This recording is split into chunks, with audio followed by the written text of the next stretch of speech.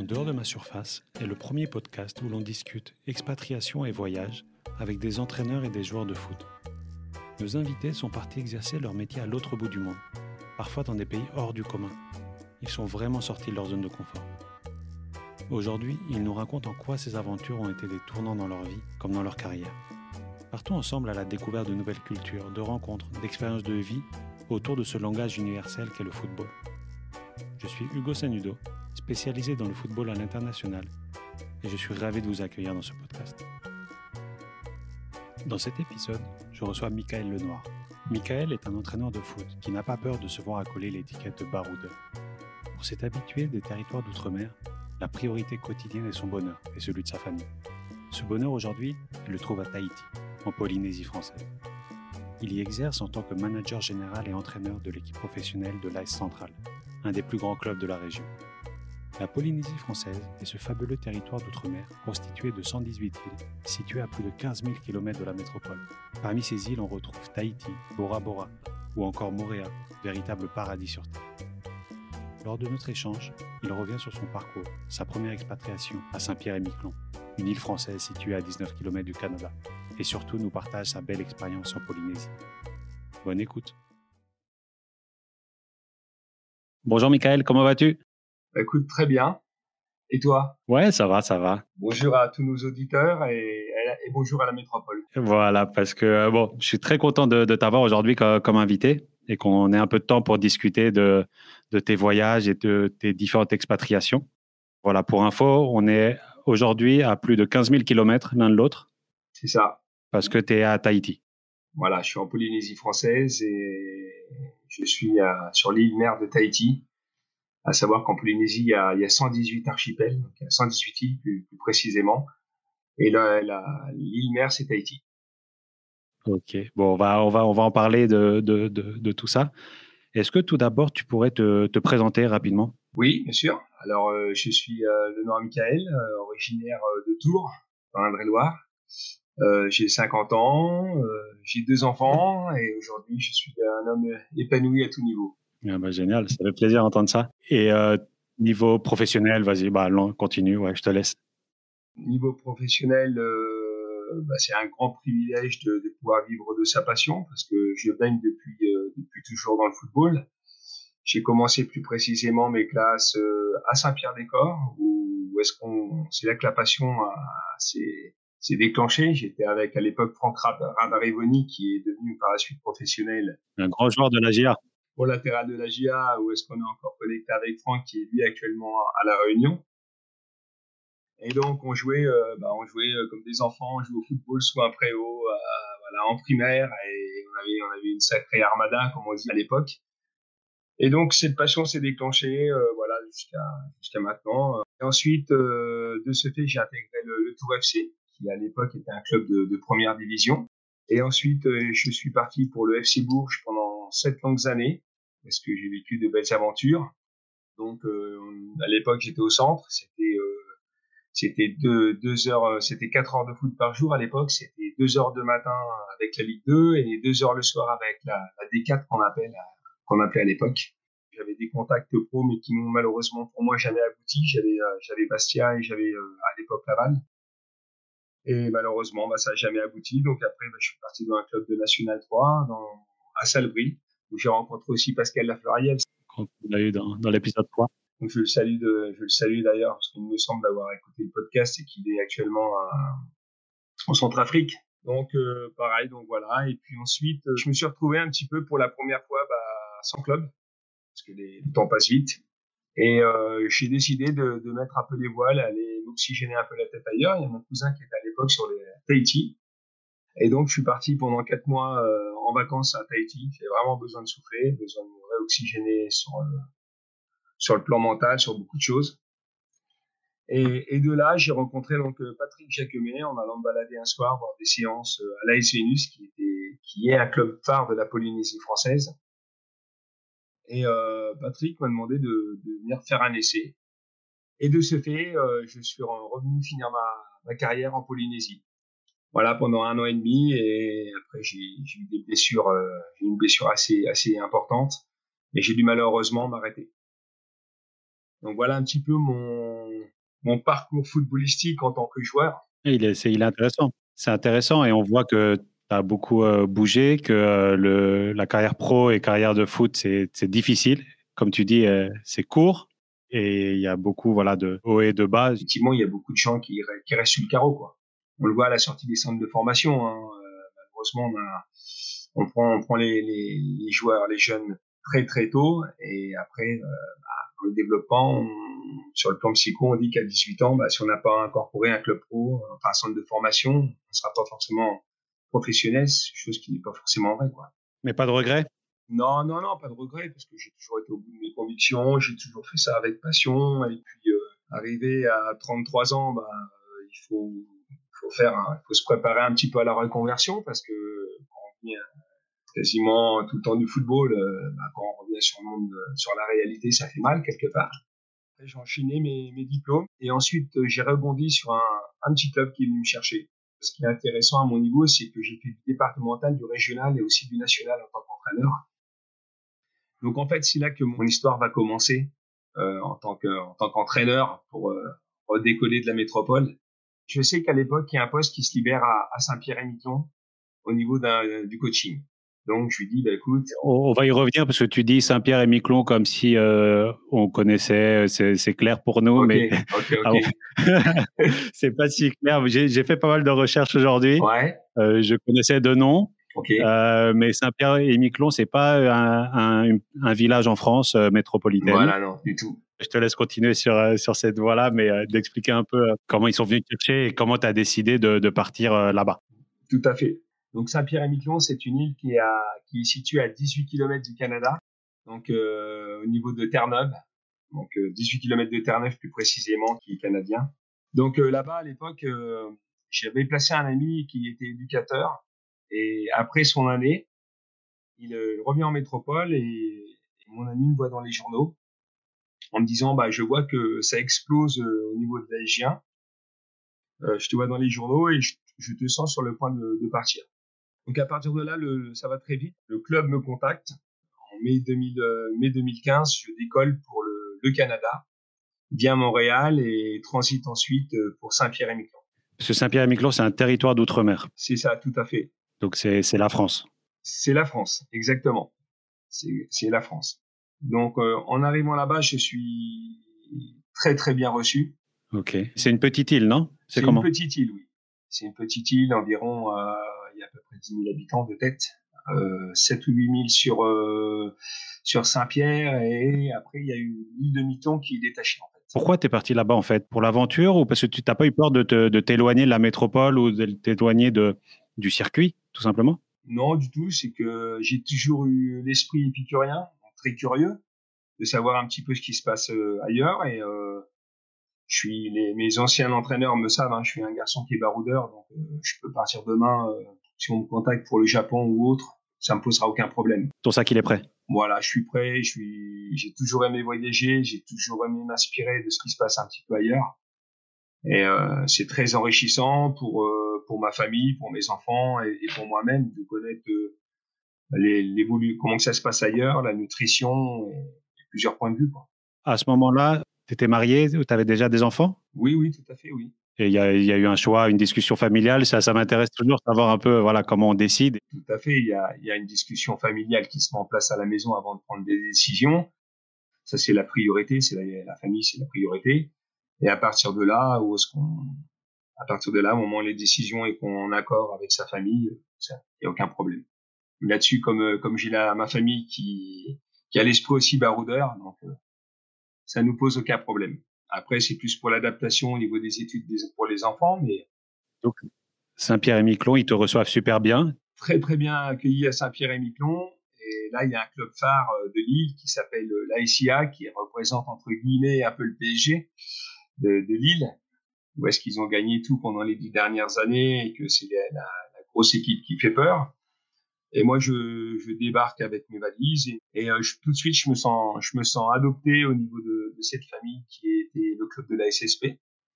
Donc le courant passe tout de suite. Je me sens bien, voilà. Donc je fais l'état des lieux du club, je fais l'état des lieux de l'équipe première. Et à partir de là, je rencontre le président et je lui dis que moi, je veux jouer la carte jeune.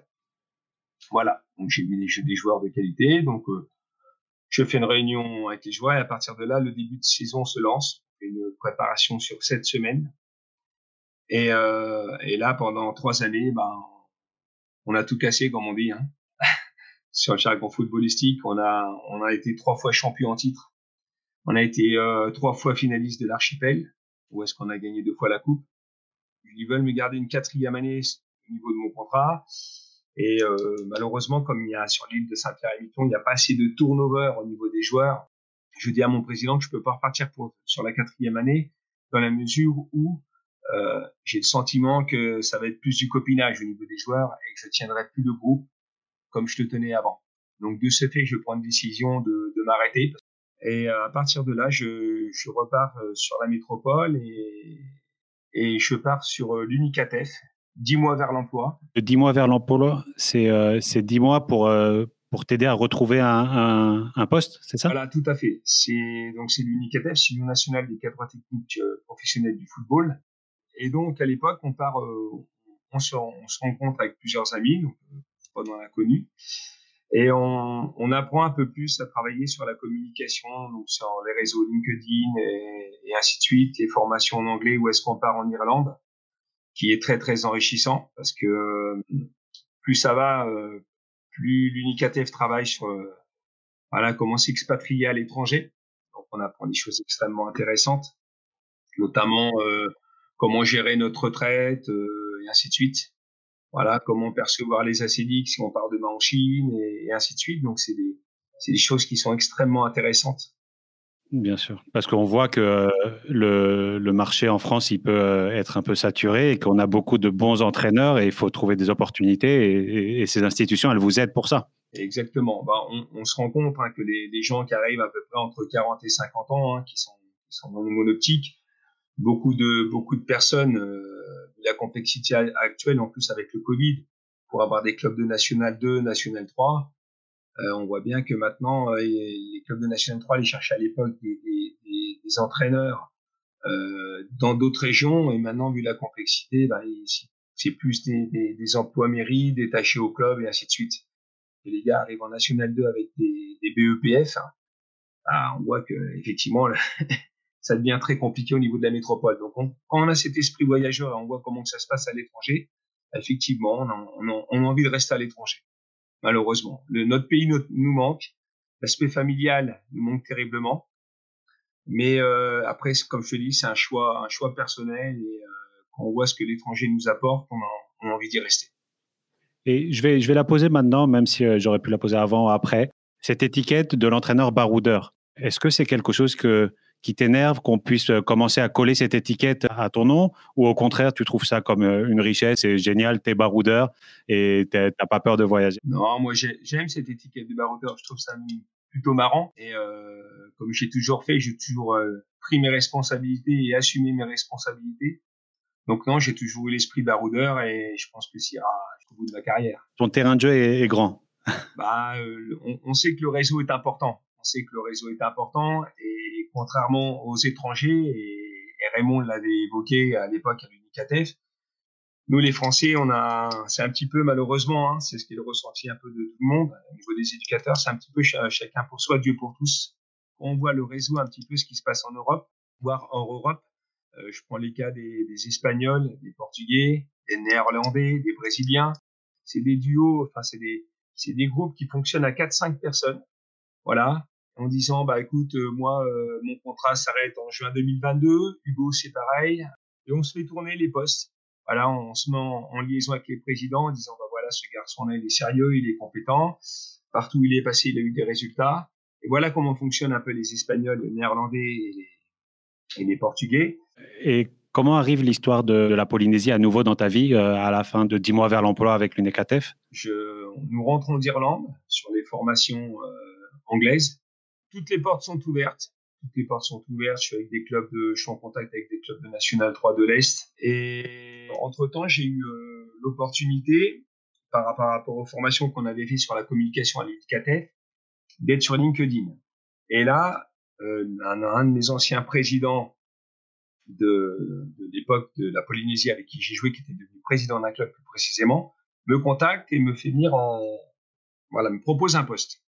Donc, je réfléchis parce qu'entre-temps, j'ai un contact sur le Vietnam. Donc, je dois prendre une décision assez rapide. Donc, on se réunit en famille et on prend la décision de repartir en Polynésie. Parce qu'en Polynésie, tu étais déjà parti en famille? Oui, oui, en famille. Donc, le point, on doit prendre une décision assez rapide. Et entre-temps, par rapport aux nouvelles réformes, quand j'étais ancien DEF, je m'inscris pour la session DES. Je voulais pas perdre mes droits. Et donc, pendant 10 mois, je fais l'aller-retour en travaillant en partenariat avec la FTF, la Fédération tahitienne de football. Je fais le transit entre la Polynésie française, la métropole et Clairefontaine pour pouvoir me mettre à jour au niveau de mes diplômes. Heureusement, c'est à côté. Voilà. Donc l'adaptation, quand on se lève à 5h30 le matin et qu'on enchaîne avec le décalage Clairefontaine dans la foulée, ça fait mal, mais bon, comme je dis, faut savoir ce qu'on veut dans la vie. Ça, c'était en 2018-2019. Et à partir de là, donc, je prends de plus en plus dans le club. Parce qu'au départ, il me fait venir en tant que directeur technique du club pour restructurer le club. Donc ça, c'est le club de Pirée à l'époque. Pour restructurer le club et petit à petit, je passe responsable de la préfo, responsable de la formation, entraîneur des Ligue 1 féminines et ensuite détaché à la Ligue 1 en tant que préparateur physique. Donc je gravis les échelons vitesse grand V au club et du coup le club voisin, le club de la capitale qui est l'AS Centrale Football me contacte et je prends une nouvelle décision de rebondir dans le club de la capitale. Parce que toi, tu étais où, tu m'as dit? J'étais à Pirée à l'époque. Et C'est un où? club de Ligue 1 aussi qui est en Polynésie. Mais c'est sur la même île? C'est sur la même île. Ce sont des clubs rivaux. La connexion entre moi et le président se fait naturellement bien, chose qui n'avait pas été forcément le cas à Pirée. C'est à combien de kilomètres une ville de l'autre? C'est pas très loin. Hein. C'est une ville voisine. Hein. Il y a à peu près Pirée et Papeete à 5 kilomètres, quoi. Ah, ok. T'as pas dû déménager. Voilà.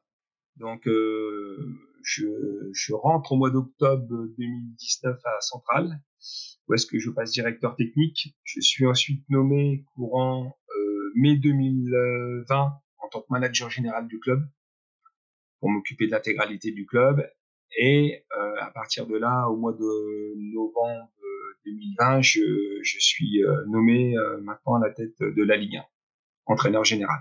Ah, t'es entraîneur général de la... Voilà. Je suis manager général du club et entraîneur principal de la Ligue 1. En fait, le club m'a donné l'intégralité de la gestion du club. Et là, mon contrat court jusqu'en 2022 et renégociation au mois de décembre avec le bureau. Ok. Et comment ça se passe le foot professionnel, en tout cas la Ligue 1 polynésienne? Alors, ici, c'est dessiné, il y a 13 clubs de Ligue 1. Donc, ce qu'il faut savoir, c'est que les deux premiers deux premiers Ligue 1 vont faire la Champions League de l'Océanie. Voilà, la Champions League, elle est regroupée avec les clubs du Vanuatu, les clubs de la Nouvelle-Zélande, les clubs de la Nouvelle-Calédonie, les clubs des Fidji et de la Polynésie française. À chaque fois, c'est des distances énormes, on s'en rend pas compte d'ici. C'est des distances. Ici, il faut savoir que la distance entre la Nouvelle-Zélande et Tahiti est de 5 heures.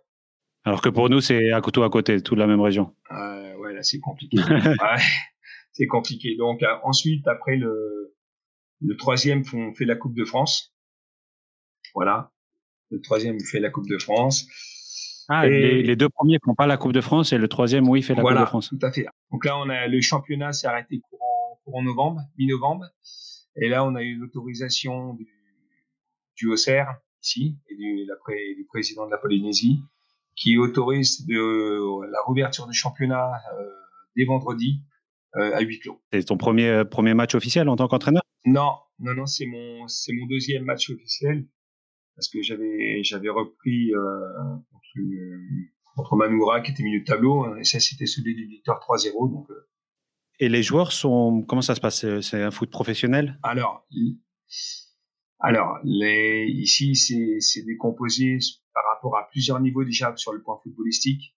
On va dire que les 2-3 premiers, ça peut peut-être prétendre, je pense que l'équipe de Piret peut prétendre à des niveaux de National 3 sans problème, parce qu'ils sont vraiment des joueurs de qualité. Ensuite, il y a l'AS Vénus qui a joué l'année dernière en Champions League, qui a perdu contre Auckland 1-0. Voilà, donc ça, c'est quand même un club de qualité. Ensuite, il y a l'AS Stéphana où est-ce qu'il y a Pascal Verrua qui a la gestion de il est ce entraîneur. club-là. Voilà, ancien international, Pascal. Légende de la Polynésie française, j'imagine. Oui, tout à fait, oui. Avec Marama aussi, qui est actuellement à l'OGC Nice, qui s'occupe des 19 ans nationaux. Moi qui suis au Serrois, c'est l'idole absolue. Ah, le jour où tu viendras en Polynésie, je te présenterai Pascal avec grand plaisir. Et si tu veux, ensuite, tu as l'AS Centrale, qui est le club de la capitale où est-ce que je suis, et tu as l'AS Dragon, qui est un club, entre guillemets, dit chinois, géré par les Chinois qui ont des finances. Et si tu veux, les clubs travaillent beaucoup au niveau du sponsoring et des mécénats. Donc, si tu veux, tu as une surplus financière qui arrive au club, et tu as des joueurs comme Alex Piret, je pense, qui sont quasiment une bonne moitié de l'équipe, voire plus que ça payé, qui peuvent, je pense, vivre du football ou qui sont détachés à des emplois. Et nous, on marche au niveau de primes. Donc, les joueurs ici ont des fixes. Mais ils travaillent à côté. Les joueurs qui travaillent à côté, il y a des joueurs qui sont pris en charge aussi par le club, qui sont nourris, qui sont logés. Donc ici, c'est comme ça que ça fonctionne en Polynésie. Et tous les clubs de la Ligue 1 sont à Tahiti? Alors non, il y a l'île sœur qui s'appelle l'île de Moorea, qui est à 45 minutes en bateau. Et il y a une très bonne équipe qui a fait la Champions League l'an dernier, qui s'appelle l'équipe de Thiers et Tahiti. Donc voilà un petit peu le décor au niveau du football polynésien. Ok. Donc maintenant, merci, on comprend un peu mieux le décor justement du foot polynésien. Peut-être on va y revenir sûrement, on va continuer à faire des parallèles. J'aimerais bien avoir un peu le décor de la vie polynésienne. Alors, comme je disais, Tahiti, il y a 118 îles, il y a de quoi voyager. Ici, c'est 365 jours d'ensoleillement par an. Donc là, je suis en train de te parler, il est 8h30 du matin et il doit y avoir aux alentours 30-31 degrés parce que là, on est en période de pluie, donc c'est relativement lourd le temps. Donc les périodes de pluie vont de décembre à fin février, mi-mars. Et après, on a un climat relativement cool, comme on dit ici, hein, parce que la vie est paisible. Le climat est tout simplement extraordinaire. Par contre, concernant la vie en elle-même, ce qu'on appelle ici le maha, donc pour manger, coûte extrêmement cher. Il faut savoir manger local, donc le poisson est très bon ici. Et dès qu'on tape un petit peu dans l'extravagance, un petit peu tout ce qui touche un petit peu la métropole, là ça fait mal. Là ça fait mal au portefeuille parce que la vie est relativement chère ici.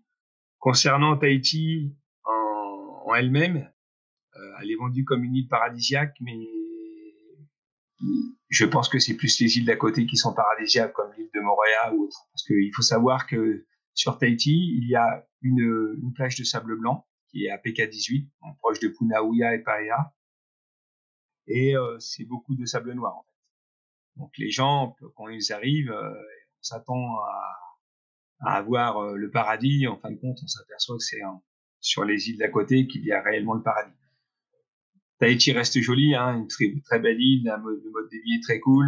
C'est totalement différent de la métropole, totalement différent, que ça soit sur les mentalités, que ça soit sur la nutrition. Ici, j'ai un éducateur qui loge à côté de chez moi, un éducateur U7 là, qui est d'ailleurs venu du Canada, que j'ai fait venir du Canada. Et chez lui, il a des bananiers, il a des manguiers, c'est une autre vie qui est totalement différente. Ici, quand on allume la télé le matin et qu'on voit les informations à la télé concernant les températures actuelles, les enfants se marrent. Et eux, ils adorent, non, les enfants? Alors, mon fils s'adapte très bien ici au mode de vie. Mon fils, lui a envie de rester ici. Moi, je sais que j'ai eu 2 coups de cœur à travers mes voyages. Bon, j'ai pas fait que la Polynésie au niveau football ou autre. Hein. J'ai eu d'autres aventures. Et il y a 2 faits qui m'ont marqué, c'est le Canada par rapport à la gentillesse des gens Et la Polynésie aussi reste dans mon cœur par rapport à sa beauté au quotidien, par rapport à son climat. C'est des choses qui resteront à toujours gravées dans mon cœur. Maintenant, je sais pas où le reste de l'aventure va m'emporter. Je sais pas. Et c'est ça qui me plaît au quotidien. C'est ce côté-là qui me plaît de savoir demain qu'est-ce que je vais faire et voilà, de me sentir libre en fait, quelque part. Toi, tu es déjà revenu de là-bas. Et on se dit toujours, non, mais une fois qu'on est là-bas, comment, comment on peut vouloir Ouais, revenir non, en fait? en fait, la Polynésie, c'est comme partout. Hein. Il y a des riches et des pauvres. Hein. Faut pas se leurrer. S'il y a des gens qui vivent malheureusement dans des bidonvilles, il y a des gens qui vivent dans des maisons convenables, et puis il y a ceux qui vivent en hauteur avec des palaces, quoi. Donc la réalité de la Polynésie, elle est là. Hein. C'est comme partout ailleurs, faut pas se leurrer. Hein. Cela dit, le chose qui me ferait rentrer aujourd'hui, la seule chose qui pourrait me faire aujourd'hui rentrer en métropole, parce que j'ai beaucoup d'amis et beaucoup de contacts en métropole, notamment beaucoup de contacts sur Paris où il y a beaucoup de clubs qui me sollicitent, ça serait mon père, de rentrer m'occuper de mon père, parce que mon père prend bientôt 75 ans et j'ai perdu ma mère malheureusement très jeune. Donc ça serait le seul côté qui me ferait aujourd'hui rentrer en métropole. Parce que là-bas, tu te sens loin. Bah, tu es loin et tu te sens loin, non? Oui, je me sens loin, mais de l'autre côté, après, c'est le choix que j'ai voulu faire. Puis, comme je dis, j'ai toujours l'esprit baroudeur et ça s'arrêtera pas aujourd'hui. Hein. Encore un entraîneur qui se reconnaîtra, qui m'a chambré sur les réseaux sociaux en me disant, bah, Mika, oui, l'esprit toujours baroudeur, oui, mais ça changera pas et je sais que, voilà, je sais pas où est-ce que l'aventure va m'emmener, mais j'ai hâte de savoir la suite des événements. Tu peux t'imaginer reprendre un club en France? Oui, rien n'est exclu, hein. J'exclus rien, mais honnêtement, c'est pas ma priorité aujourd'hui. C'est pas ma priorité. Je suis très bien avec ma direction. J'ai ma direction qui m'appuie corps et âme à tout niveau. J'ai la chance d'avoir des présidents de club qui m'écoutent. Voilà, on travaille sur les mêmes longueurs d'onde. On a énormément d'échanges, comme à Saint-Pierre-et-Miquelon. C'est convivial, c'est familial. Et ça, pour moi, pour qu'on puisse avancer au niveau d'un club, c'est capital. Mais bon, voilà, le football reste aléatoire, comme la vie en elle-même. Donc, on peut pas tirer de plan sur la comète. Et on verra au moment venu où soit est-ce que je reste en Polynésie ou pas, mais je pense que c'est plutôt bien parti pour que je reste un certain nombre de temps ici. Mais ça me fait penser à la discussion que j'ai eue il y a quelques semaines avec Corentin Martins, qui est le sélectionneur de la Mauritanie, et qui, depuis 6 ans. Et il dit, bon, bien sûr, c'est le pays qu'il aime, qu'il a appris à aimer et qu'il adore, mais c'est surtout la relation avec son président qui fait qu'il reste. Et là, je sens la même chose. C'est en fin de compte, quand tu es dans un club, c'est comment tu te sens avec le président et avec le staff. Et si tout se passe bien, pourquoi partir, quoi? C'est exactement ça. Je pense que c'est tous les entraîneurs ou éducateurs de France, c'est ce qu'ils recherchent, c'est la convivialité avant tout. Moi, j'ai mis en début d'année, on a loué une plage du côté de PK18 où est-ce qu'on a rassemblé tous les éducateurs, où est-ce qu'on a rassemblé le bureau, où est-ce qu'on a, voilà, c'est primordial. Et ça, je veux, dans mon management, apporter de la convivialité au club. Et je pense qu'à travers mes voyages, c'est ces choses-là qui me font avancer aujourd'hui. Car je prends un exemple, hein, à l'époque, mon président du côté de Saint-Pierre-et-Miquelon m'appelle, me dit bah, il est 10h30, qu'est-ce que tu fais? Bah, je dis il y a deux garçons qui travaillent pas, je fais un spécifique attaquant avec les gardiens de but. Il me dit après qu'est-ce que tu fais? Bah, je lui dis après je vais prendre ma douche président et je vais manger. Bah, il me dit écoute le barbecue est prêt. Voilà. Et ces moments-là, j'ai passé un paquet d'années en France dans de nombreux clubs. Ces communications-là n'ont jamais été demandées. Et c'est ça, je pense que quand Corentin va chercher aussi un peu l'extérieur, c'est le côté familial qu'on n'a pas forcément en métropole. Et quand on voyage, on se dit mince, on n'a pas ça chez nous et on nous donne ça ailleurs. Et là, ça fait réfléchir. Là, il y a un exemple de, comment il s'appelle, de Sabre, qui est aussi un entraîneur qui est parti tout au long de sa carrière à l'étranger. Il a eu plein d'expériences. Et là, il vient d'avoir un poste en Ligue 2. Et donc, justement, j'en parlais avec Christophe Gamel qui était au Fidji. Il disait, voilà, ça arrive aussi. Et peut-être ça, c'est la mentalité peut-être commencé aussi à changer.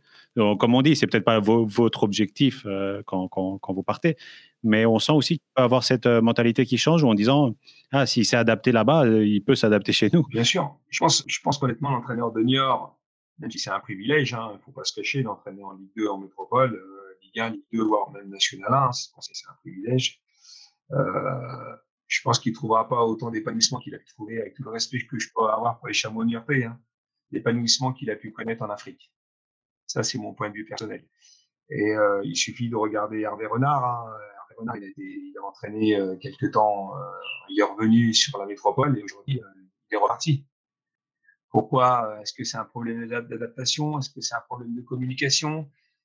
Et ce qui est marrant aussi, c'est que quand on est à l'étranger, on est populaire, on est connu, reconnu. Et quand on rentre en métropole, on n'est rien en fait. Et les gens là-bas, ils aiment le foot? Ils jouent tous au foot, les gamins? Oui. Alors, il faut savoir que le sport populaire en Polynésie, c'est la VAR. C'est un sport de rame. Et ensuite c'est le football. Ensuite, le football, oui, les Tahitiens, les stades sont relativement garnis le week-end. Les très jeunes, ils jouent dans les clubs directement ou... Oui, les très jeunes jouent dans les clubs. On a lancé, on a mis une mise en place avec le baby-foot là, donc à partir de 5 ans. Donc, j'ai un expert que j'ai mis en place, qui est Jocelyn Lévesque, qui vient du Canada, qui était à l'époque mon adjoint au sein de Saint-Pierre-et-Miquelon, et qui est très très bon dans ce domaine-là. Donc voilà, comme j'ai dit aux mes éducateurs en Polynésie, l'éducateur est là pour éduquer sur le plan social, sur le plan footballistique, voilà, et l'entraîneur entraîne et a l'obligation de résultat. La différence, elle est là entre un éducateur et un entraîneur. Et toi, t'aimes être entre les deux, non? Moi, j'aime être entre les deux. Ouais. J'avais perdu un peu la connexion terrain un petit peu là, mais ça y est, je me suis remis le pied à l'étrier. Et tu parlais du foot féminin, et les filles, elles jouent beaucoup au foot là-bas? Alors, voilà, ça commence. Stéphanie fait un travail monstrueux au sein de la FTF. Moi, j'ai mis en place cette année, ça c'était mon souhait, de mettre une équipe féminine en place. Donc, on a mis une catégorie U11 en place. Et j'ai pu mettre en place aussi une éducatrice féminine au féminin. C'est mon souhait, ça me paraît important. Et là, sur le projet, on est en train de mettre en place une Ligue 1 féminine pour l'année 2021-2022, si on n'est pas, entre guillemets, bloqué par le Covid. Il y a du potentiel. Une de nos féminines qui a incorporé la Ligue 1 à Fleury, Ligue 1 en métropole, Fleury 91. Et tu essaies justement de trouver des opportunités pour tes joueurs ou pour le meilleur ou les meilleurs joueurs, de leur trouver des opportunités en métropole? On est en contact de mon ami qui est responsable marketing au niveau du club, qui connaît très bien le directeur technique de Sochaux-Montbéliard. Et ici, j'ai un jeune et qui a beaucoup de qualité. Donc là, on est en train de se connecter avec le directeur sportif de Sochaux-Montbéliard pour voir si éventuellement on peut lui faire un essai et pourquoi pas rentrer au centre de formation. C'est un garçon qui a des qualités et qui peut, je pense, aller au-dessus. Maintenant, faut que les gens d'ici s'acclimatent à la métropole, c'est pas bien tout le monde. Parce qu'ici, il y a pas mal de joueurs qui sont partis et qui ont eu beaucoup de mal à s'acclimater, quoi. Pour la petite histoire, je crois que c'est Giroud, il a ramené Pascal Vairua vers 14-15 ans à Auxerre. Je crois qu'il l'a ramené. Non, c'était l'âge de 16 ans qu'il a ramené Pascal. Il a ramené Pascal à l'âge de 16 ans et quelques mois après, il était dans le groupe. Et après, on connaît la suite des événements de Pascal. Mais bon, c'est une histoire de fou quand même. C'est une histoire de fou, mais pareil pour Antoine. Courant décembre, ici, on était avec Antoine Camboiré. Et lui, c'est pareil. Il part de rien, Antoine. À l'époque, il a 19 ans. Il est de Nouvelle-Calédonie. Et là, il y a un recruteur de métropole qui le voit jouer en tournoi de l'Océanie et qui lui dit tu vas venir faire un essai au FC Nantes pendant 3 semaines. Et puis, en fait, les 3 semaines sont passées en 3 mois et ainsi de suite. Et je vais toujours jongler entre les deux. En Polynésie, la population, elle est comment? Je veux dire, c'est des Polynésiens qui vivent là-bas. Après, les origines des gens là sur place, c'est comment? Alors, pour te donner une idée, quand je suis arrivé ici dans les années 2000, il y avait 16% de la population d'origine chinoise et le reste, c'est quasiment 2-3% de Popa. Les Popas, c'est les étrangers. Les Frani en tahitien, c'est les Français. Et le reste était tahitien. Aujourd'hui, 20 ans après, ça a extrêmement changé. Dans la mesure où il y a énormément de Français qui viennent s'installer ici tous les ans. Entre 40 et 50 ans, avec un statut familial, qui ont de l'argent, qui en ont entre guillemets un peu marre du système français. Et on les aime bien? On les aime bien? Ils sont bien accueillis ou? Oui, on est bien accueillis, oui, parce que ici, faut savoir que la Polynésie vit quand même du tourisme. Donc forcément l'accueil, voilà, non, on est très bien accueillis. L'adaptation se fait relativement bien. En termes d'emploi, c'est compliqué. Ouais, venir sans rien là-bas, c'est compliqué, non? C'est extrêmement compliqué de s'implanter en Polynésie. Extrêmement compliqué. Déjà d'une part parce que il n'y a pas énormément de travail, hormis le tourisme. Et au niveau sportif ici, parce que j'ai beaucoup d'entraîneurs qui m'appellent à travers le monde et qui me disent, bah, mon souhait, Mika, je reçois beaucoup de CV en me disant, c'est de venir entraîner en Polynésie. Eh oui, je sais que tout le monde veut venir entraîner en Polynésie. Moi, j'ai eu la chance. Je dis bien, j'ai eu la chance de pouvoir rebondir sur le poste que je suis. Parce que pour s'implanter sur le domaine sportif ici, c'est extrêmement compliqué. Donc, de fil en aiguille, d'être ici, de se familiariser avec les Polynésiens, d'être connu, d'être accepté, d'être ensuite reconnu par ses valeurs humaines, par ses compétences.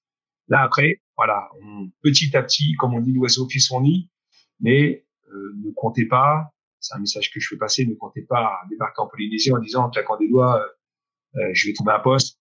Ici, ça se fait avec le temps. Mais dans les autres clubs, il y a aussi c'est des entraîneurs ou en tout cas, il y a pas mal de gens de la métropole. Alors, le seul Français qui est actuellement en club ici, c'est Samuel Garcia, dont j'ai joué à l'époque, qui est au club de Vénus et qui est actuellement entraîneur de l'équipe nationale de Tahiti. Samuel, ça fait 25 ans qu'il est sur la Polynésie. Ce que je veux dire, c'est pas en arrivant du jour au lendemain, même si on a des diplômes, si on est, voilà. Ici, il faut se faire accepter, il faut être reconnu et après, là, on nous tend la main et on nous dit, OK, là, on te veut dans ton équipe et on veut que tu mènes tel et tel projet. Et à partir de là, les connexions se mettent en place et on peut avancer. Et puis, bon, après, il y a les adaptations. Il y en a qui s'y font, il y en a qui s'y font pas. Moi, j'ai plein d'amis ici, ne s'adaptent pas. Ne s'adaptent pas à la mentalité parce que ici, c'est cool, hein, c'est doucement le matin et pas trop vite l'après-midi, comme on dit ici. Donc, il y a des gens qui arrivent, qui avaient un rythme de vie en métropole et que ça bouge pas comme on voudrait. Donc, voilà. Mais par contre, quand tu arrives, tu sors de l'avion en France, tu arrives à t'adapter rapidement? Je me sens bouleversé quand j'arrive sur Paris. Ah, t'es quand même bouleversé, ok. Je me sens bouleversé. Déjà parce que j'ai des décalages horaires dans les jambes. Et puis, ça grouille de partout. Voilà, ça klaxonne de partout. En Polynésie, on klaxonne pas. Seulement en cas d'urgence. Hein.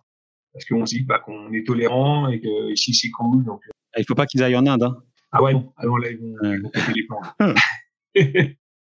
Donc, si tu veux, ouais. Puis après, bon, il y a les contrastes des couleurs. Parce qu'ici, en Polynésie, il y a beaucoup de couleurs. Il y a des côtés mer, il y a des côtés lagons. Il y a toute la verdure qu'il peut y avoir ici. Donc, quand on arrive sur Paris, c'est beaucoup de béton. Quand on arrive dans la région centre, c'est assez fade. Et le temps est plus souvent gris en région centre. Donc, sur le plan psycho, c'est pas terrible. Content de revoir la famille, mais content de repartir aussi. Pour finir, tu dirais quoi à un entraîneur qui hésite avant de partir? Ah, qu'il n'hésite pas.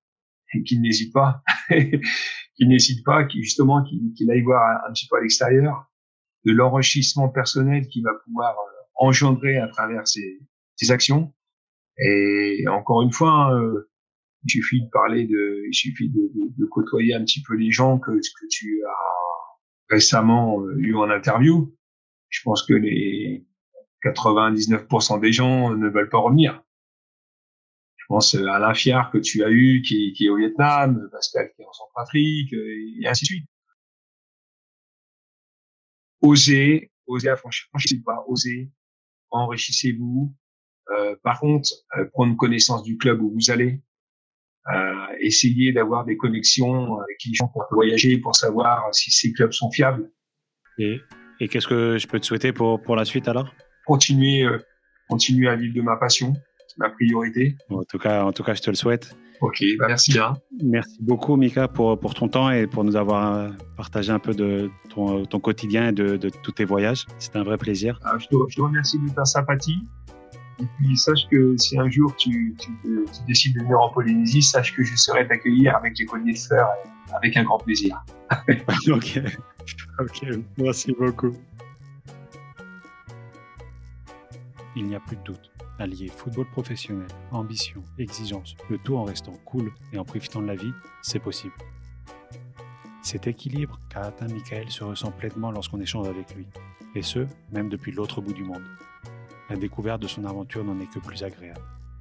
Merci Michael pour ce moment de partage. Et attention, j'ai bien pris note de ton invitation.